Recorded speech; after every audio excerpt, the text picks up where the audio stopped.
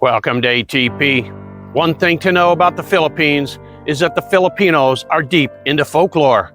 Centuries-old beliefs are passed down from generation to generation and seamlessly intertwine with life even until today. And today, me and my friends will look at 10 of these Filipino superstitions. Historians generally agree that the biggest influences of Filipino superstitions would be the Indians, the Chinese, the Spanish, and the Arabs to a lesser extent. This intermixing of different beliefs is the reason there are so many superstitions in the country.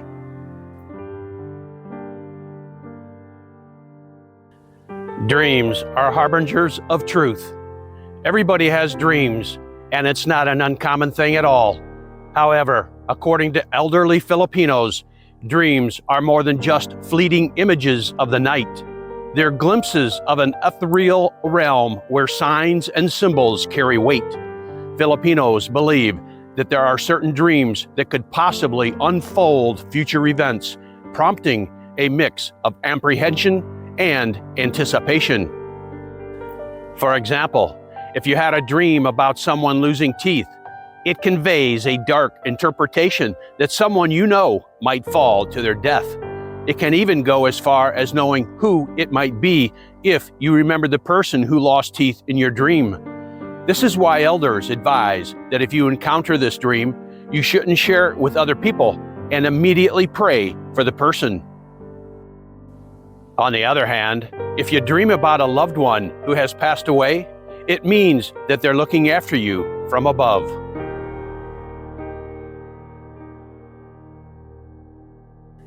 Using agimat, anting, and gayuma for protection and more.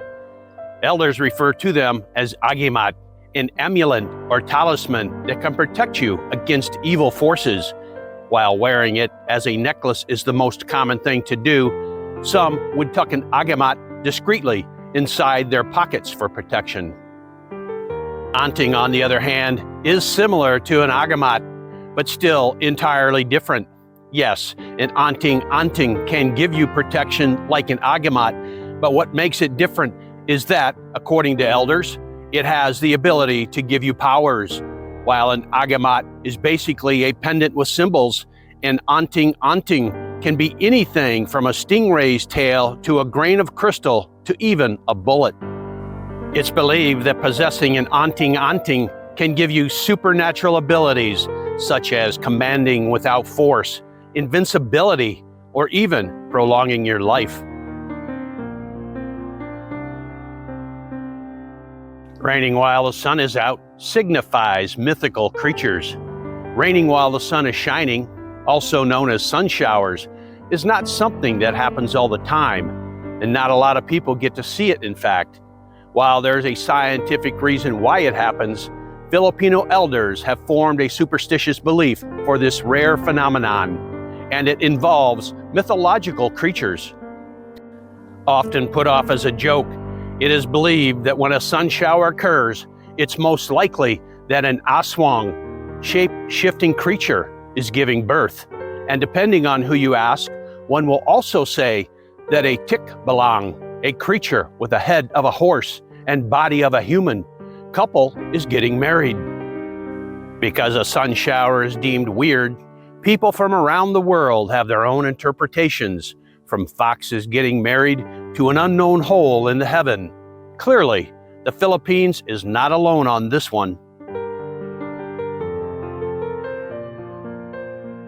Opening umbrellas indoors attract misfortune. When it comes to umbrellas, it's pretty simple. You use them when it's raining or when the sun is too hot.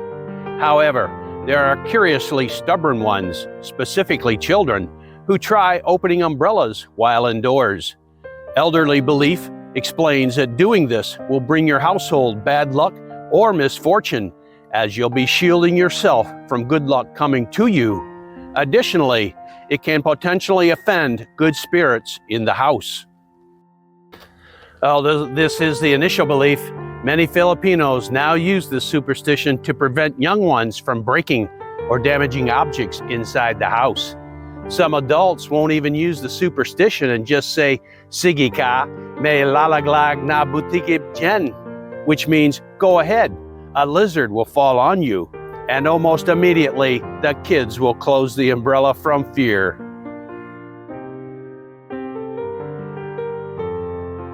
Hanging up rosaries and garlic to protect from evil. As established, Filipinos can be both religious and superstitious, especially elders.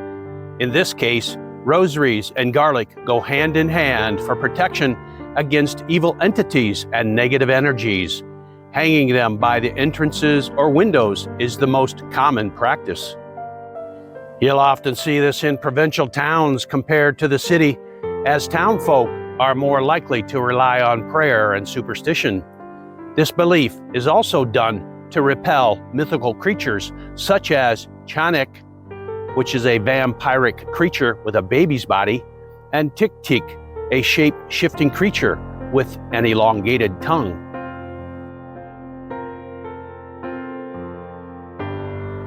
Offering food to spirits to keep them out of your home.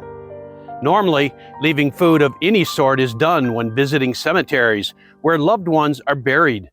Elderly say that leaving food by the gravestone will keep the deceased loved one's remains satisfied. However, there's a much darker tale indicating that you must make sure that the amount of food you leave is sufficient. Otherwise, the spirits will come for you anyway and inhabit your home. Sukob, between siblings for undivided luck. Weddings are no easy task. They take months and sometimes even years to plan a perfect wedding. Double weddings, on the other hand, pose a different story. Yes, the prospect of it can be fun, as each couple won't be alone in experiencing wedding jitters, and you can bounce ideas off each other. But Filipino elders would have you believe differently, especially if it involves your siblings. This refers to sukob, a superstition that bars siblings from getting married in the same year. If this happens, luck and good fortune will be divided between the two marriages. Even more so, it's believed that ignoring the superstition will lead to bad luck and death upon an immediate family member. Because of its dark interpretation, this superstition is widely practiced among Filipinos till today. Filipino folklore tells us tales about many mythical creatures, from Capre, a tobacco-smoking giant, to Nuno sa Punso, an old dwarf guarding nature, dirt mounds and trees. Most of them are believed to be living in nature, so think forests, mountains, caves, and more. Unknown to us, we may be stepping into their territories when going on hikes or exploring the woods. This is why it's customary to say "tabi tabi po," which means "excuse me, pardon me," as a form of respect to these elementals. Forgetting to say this out loud might offend them, and as a consequence, you'll end up with an illness that only an El Billaro, a folk healer, can cure. Even though it may sound amusing, travelers tend to say the expression to avoid sickness overall.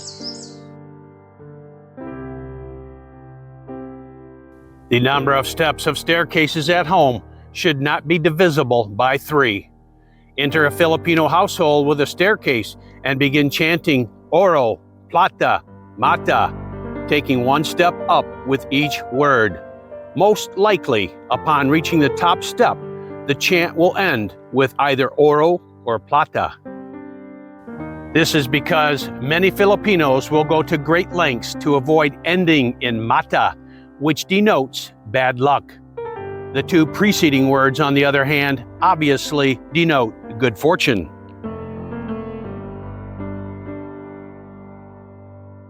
Don't go straight home after attending a wake. This superstition is called pagpag, meaning the shaking off of dirt.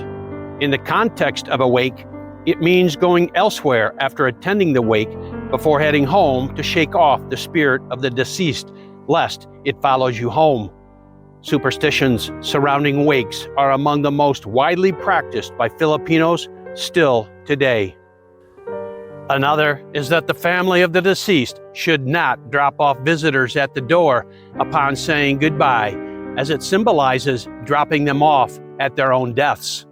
And as for serving food at wakes, be it heavy meals or light snacks, at Filipino wakes is customary. Visitors should not make the mistake of taking any home with them, be it a small piece of candy, as it signifies inviting misfortune into your home. If you have found value in this video, a big thumb up is appreciated. And when taking a hike, remember to say, tabi tabi po, tabi tabi po. Stay safe and have a great day.